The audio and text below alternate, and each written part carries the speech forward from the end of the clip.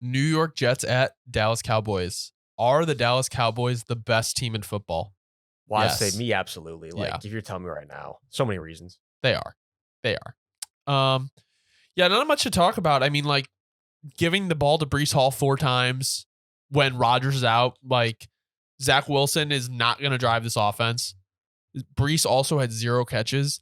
Hackett without Rodgers, like I don't know, like Wilson needs to use his legs. He was at some point, but it's like I don't know. The Jets, like I don't know if there's much more to say than unless they find like a vet QB and like we were saying, there's no shot they do anything. Like Zach Wilson had 3 picks. Like what are the Jets doing? Like even the Cowboys offense diced up their elite defense. So what is the I'll say my part on the Cowboys and then I'll let you go and then we can do whatever because there's really not much to say on this game. The Cowboys are dialed in. They're averaging 35 points a game in the first 2 weeks. Mike McCarthy offense has been good. We'll see if it goes on later in the season. It felt like they can move the ball whenever they wanted. Gallup is your wide receiver 3. Nasty work. I want to see what happens when they play week 4 and 5. I believe they play San Fran one of those games. And even with a good pass rush, Dak had a lot of time.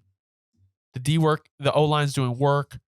The stats might not be crazy for Dak, but he's producing, and Pollard was inefficient.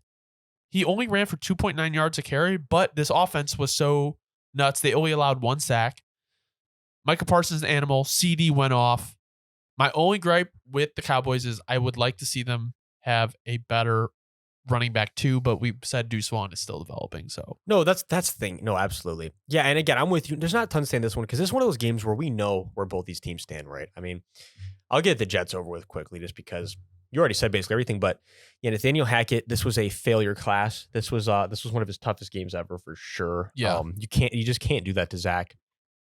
I know that the Cowboys D line isn't ferocious, but you just can't do what you did to Zach. No. That was basically why the result of this game is malpractice. Yeah, malpractice. You put your young guy who's already going to be struggling with confidence into the worst situation possible.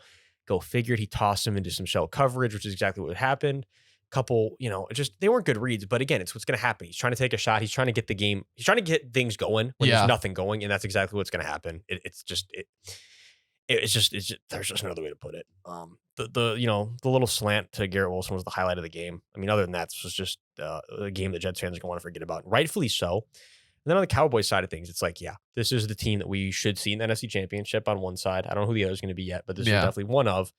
And this was the last thing really about it that I want to say, but because it's a very interesting point, and we're gonna have to follow it because there's something you can't say it yet. They have to let this marinate, and this has to be proven throughout the whole year, not just the now thing.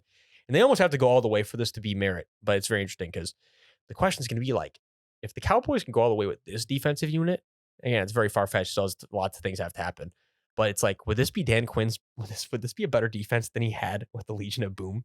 Probably. Because at this point, that's the point is whoever think you're going to say that about someone a defense being better than the Legion of Boom.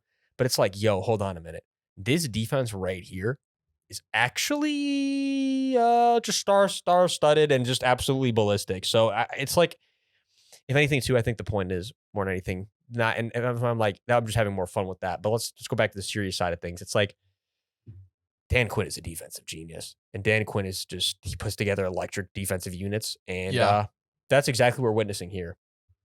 Yeah, I love Dallas. They're my Super Bowl favorites this year.